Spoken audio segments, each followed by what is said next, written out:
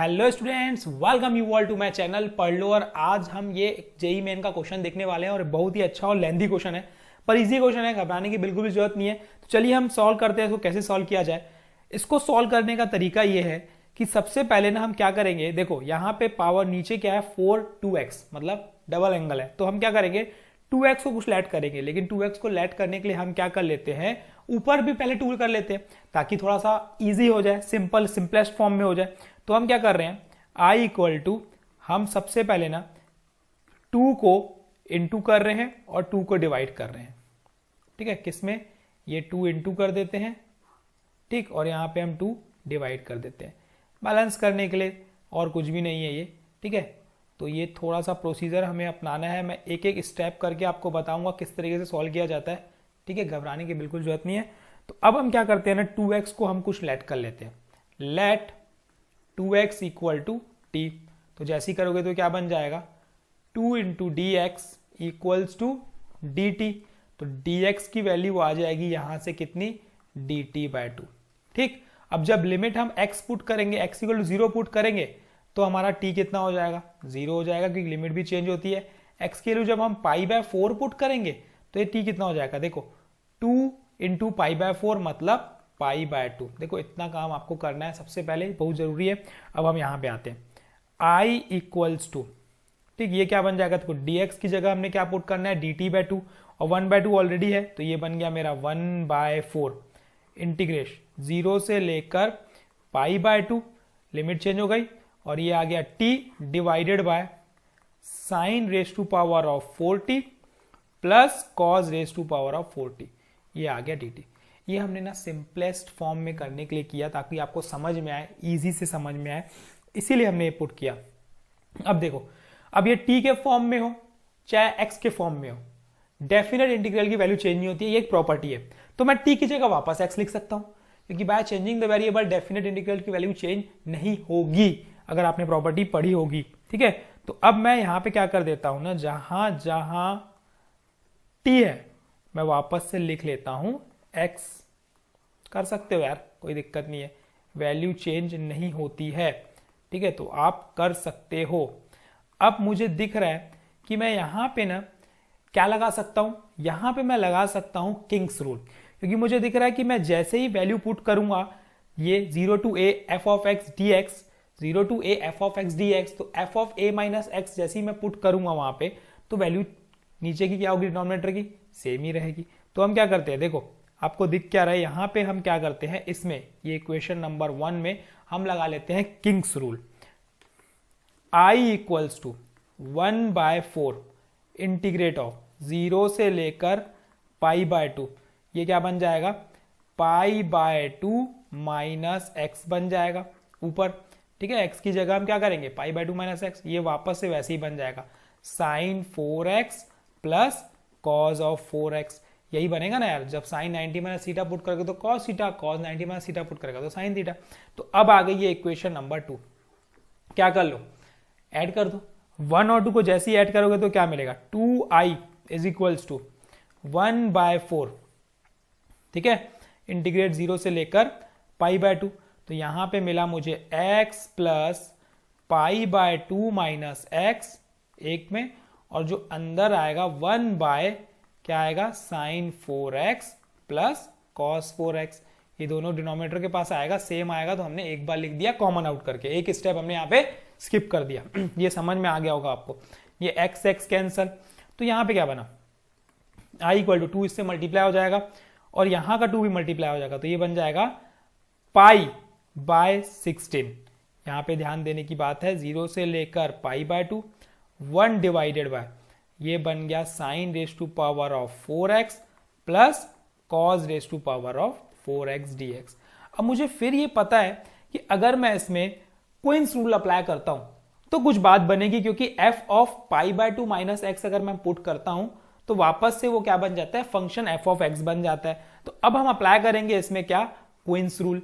Queen's rule क्या बोलता है, देखो i इक्वल्स टू, ये हो गया मेरा क्या, पाई बाय 16 इंटू ट्वाइस 0 से लेकर, अब इसको पाई बाय 2 को हम क्या लिख सकते हैं, 2 इंटू पाई बाय 4 लिख सकते हैं, क्योंकि क्वींस रूल 2a में अप्लाई होता है।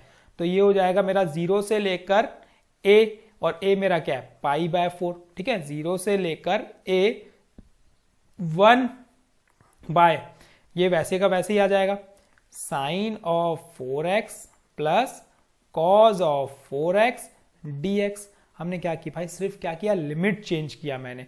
तो ये बन गया मेरा क्या, π/8, इंटीग्रेशन आ गया 0 से लेकर वापस π/4, 1 डिवाइडेड बाय, इसको थोड़ा अरेंज करोगे, a के पावर में 4 प्लस b के पावर में 4 का फॉर्मूला लगाएंगे, वो क्या होता है, वो होता है sine square x plus cos square x का whole square minus 2 sine square x cos square x। ये होता है फॉर्मूला, है ना। अगर आप नोटिस करोगे किसका, a स्क्वायर, a के पावर में 4 प्लस b के पावर में 4 का, तो उसका फॉर्मूला होता है, क्या होता है, a square plus b square का whole square minus 2a square b square, ठीक है। ये हम पढ़ते आ रहे हैं, तो ये एक फॉर्मूला होता है। अब फॉर्मूले के बाद हम इसको क्या करेंगे, देखो थोड़ा सिंप्लीफाई कर देते हैं, क्या लिखेंगे, π/8, 0 से लेकर π/4, 1 डिवाइडेड बाय, क्या आया, sine square theta plus cos square theta की वैल्यू 1 होती है, तो ये हो गया 1 minus 2 into sine square x cos square x. अब फिर अगर हम नोटिस करेंगे तो अगर ये 2 sine square x cos square का होल स्क्वायर बनाना है तो हम क्या करेंगे, 2 मल्टीप्लाई कर देंगे, क्योंकि 2 का स्क्वायर 4 होता है। तो अब यहां से हम क्या कर देते हैं, इसमें से 2 निकाल लेते हैं, तो ये बन जाएगा π/4, लिमिट आ गई 0 से लेकर π/4, ये आ गया 1/2, इसमें मल्टीप्लाई हुआ, जैसे ही 2 इसमें मल्टीप्लाई करोगे तो ये क्या बन जाएगा, 4 into sine square x plus cos square x. अब 4 into sine square x plus cos square x को तुम क्या देख सकते हो, साइन ऑफ 2x का होल स्क्वायर। अब ये कितने को समझ में आया, देखो 2 sine square x cos square x है, 2 मल्टीप्लाई किए तो क्या बन गया, 4 sine square x cos square x, मतलब 2 into a into b, 2 sine theta cos theta का फॉर्मूला क्या होता है, साइन 2 थीटा, इसलिए हमने क्या किया, उसको 4 किया, क्योंकि ये 4 करके 2 साइन थीटा कॉस थीटा का होल स्क्वायर बन जाएगा, और 2 साइन थीटा कॉस थीटा का होल स्क्वायर मतलब साइन 2 थीटा का होल स्क्वायर बन जाएगा, ठीक है। ये आपको समझ में आ गया होगा।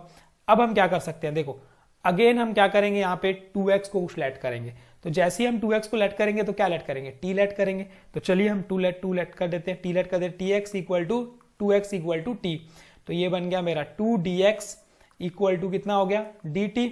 तो dx की वैल्यू अगेन हो गई यहाँ पे कितनी, dt/2।